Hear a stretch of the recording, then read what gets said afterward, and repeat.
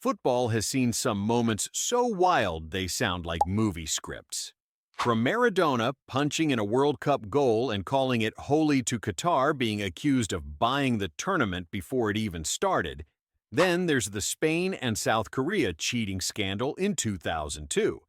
And that's just scratching the surface. In this video, we will be talking about some of the wildest conspiracies you ever heard in football. The fifth one is still the funniest thing I ever heard, but let's start with Maradona's hand of God. It's not often you can punch a ball into the net in front of millions of people, admit it afterwards, and still be celebrated like a hero. But then again, Diego Armando Maradona wasn't people. He was Maradona. Argentina versus England in the 1986 World Cup wasn't just football, it was politics, it was history, and it was personal.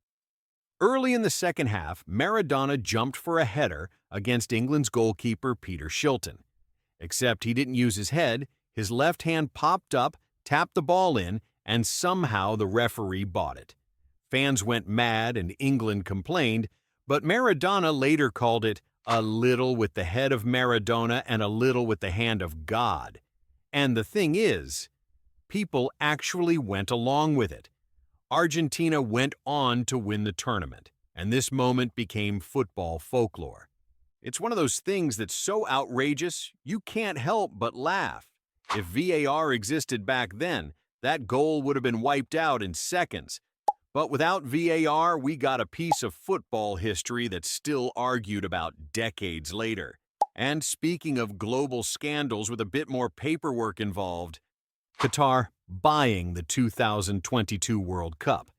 If you ever wondered how a tiny desert nation with almost no football history managed to host the biggest sporting event on Earth, well, you're not alone.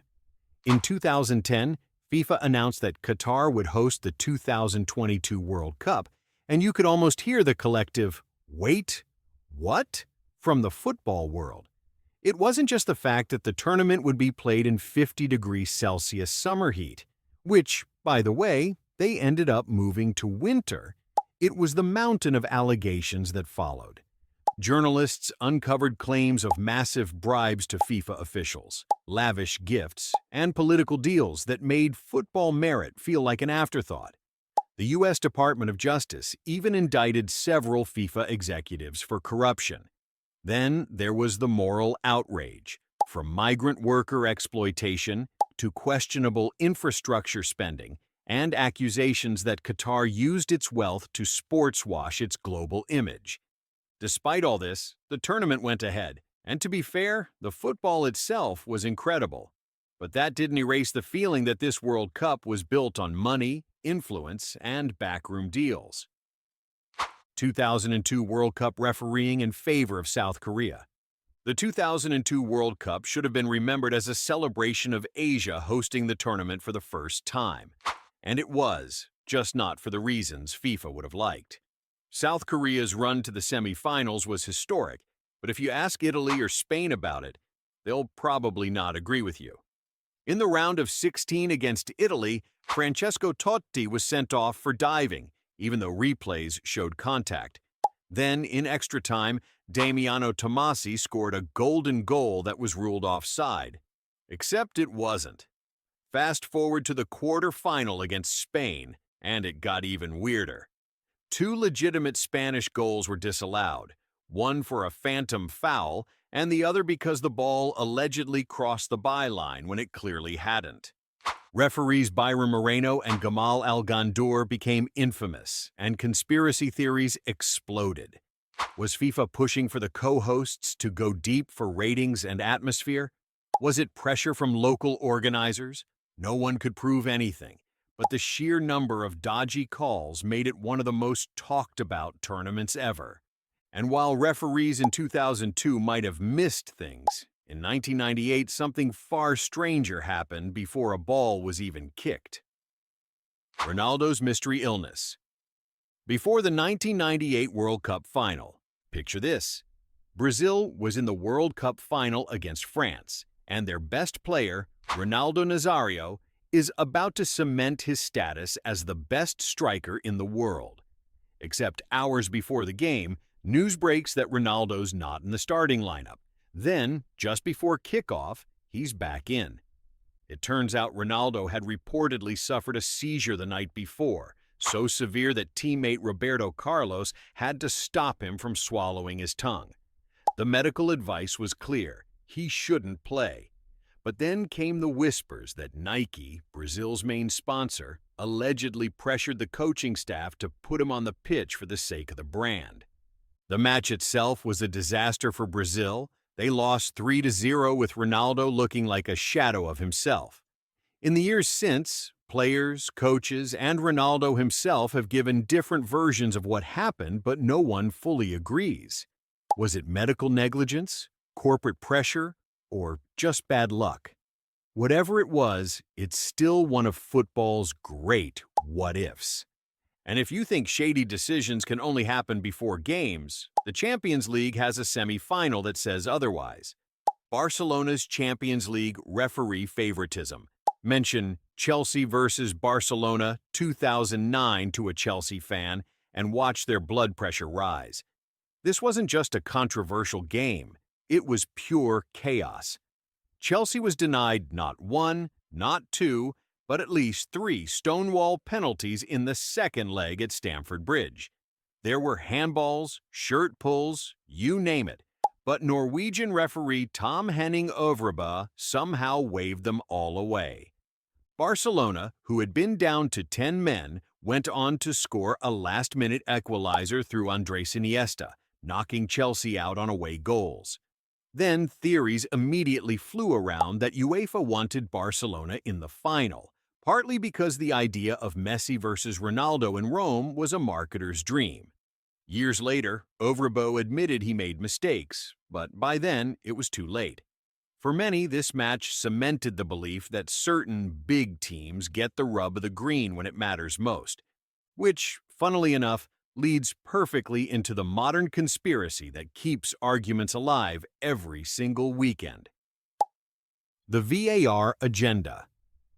Theories. VAR was supposed to end arguments. Instead, it gave us new ones with better camera angles.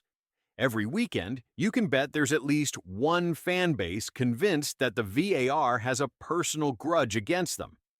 In the Premier League, Arsenal fans swear the system is run by Spurs supporters, Spurs fans think the opposite, and everyone agrees Manchester United gets a few too many favorable calls. Then there's the Champions League, where one dodgy offside line or mysteriously skipped camera angle can spark full-blown conspiracy threads.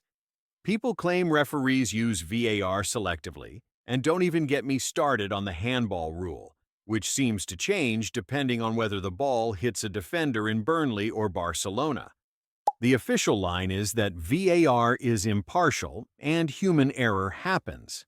But when you see certain teams consistently benefiting, it's hard not to think there's a little narrative tweaking going on. And if VAR leaves you suspicious about individual games, Calciopoli will make you suspicious about entire seasons. The Calciopoli scandal in 2006. Italian football fans will tell you that Serie A in the early 2000s was a battlefield, and that's before you even got to the matches. Calciopoli wasn't a rumor, it was a full-blown, proven match-fixing scandal involving some of Italy's biggest clubs. Juventus, AC Milan, Fiorentina, and Lazio were all caught up in a scheme to influence which referees officiated their games. Juventus were hit hardest. They were stripped of 2 league titles and relegated to Serie B, while other clubs got points deductions and fines. But here's the thing, even after the punishments, many believe the investigation didn't dig deep enough. Some fans think it was a political cleanup job that protected certain figures and clubs. And while that was a scandal built on evidence, our next one is pure speculation, but with a dash of fairy tale ending. Messi's protected 2022 World Cup run. You couldn't script it better. Messi, in his final World Cup, leading Argentina to glory. But in football, if something feels too perfect, someone's going to ask questions. And oh, they did. The conspiracy theory goes that FIFA wanted Messi to win for the ultimate marketing story. The biggest talking point was the quarter-final against the Netherlands, where Argentina got a penalty that many thought was soft, plus a few questionable bookings that went their way.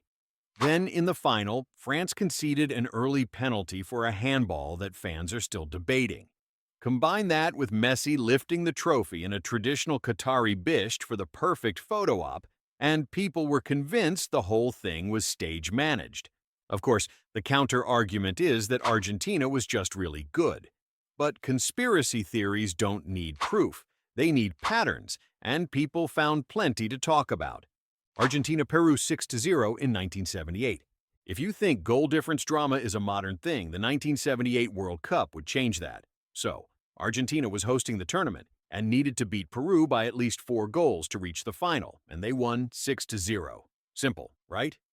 Not so much. Rumors started immediately, and some claimed the Peruvian goalkeeper, Ramon Quiroga, was born in Argentina and went easy on them.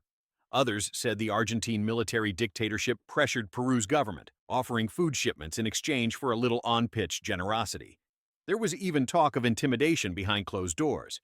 No one ever proved anything, but the sheer improbability of the scoreline, combined with the political climate at the time, made it a perfect breeding ground for suspicion. Argentina went on to win the tournament, but this match remains one of the most infamous in World Cup history. And speaking of winning under suspicion, our last one is a very modern club football story. Manchester City's financial fair play escape. When UEFA charged Manchester City with breaching financial fair play rules, a lot of rival fans were ready to see the reigning Premier League giants finally get punished. The initial verdict was a 2-year ban from European competition. Then, suddenly, it was gone, overturned on appeal at the Court of Arbitration for Sport. The official reason was that some allegations were time-barred, and there wasn't enough conclusive evidence for others. But for many, it looked like a rich, powerful club flexing its resources and legal muscle to avoid consequences. The case isn't entirely closed, though. The Premier League still has over 100 charges hanging over City, and that process is crawling along at a snail's pace. Whether they're found guilty or cleared, fans will keep the conspiracy theories alive. And that's the thing about football. For every unforgettable goal, there's some wild theory brewing in the background.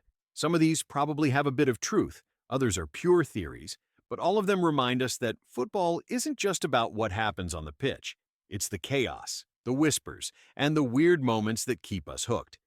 If you've got another conspiracy that you think belongs on this list, drop it in the comments. I guarantee we're going to find a few I've never even heard of.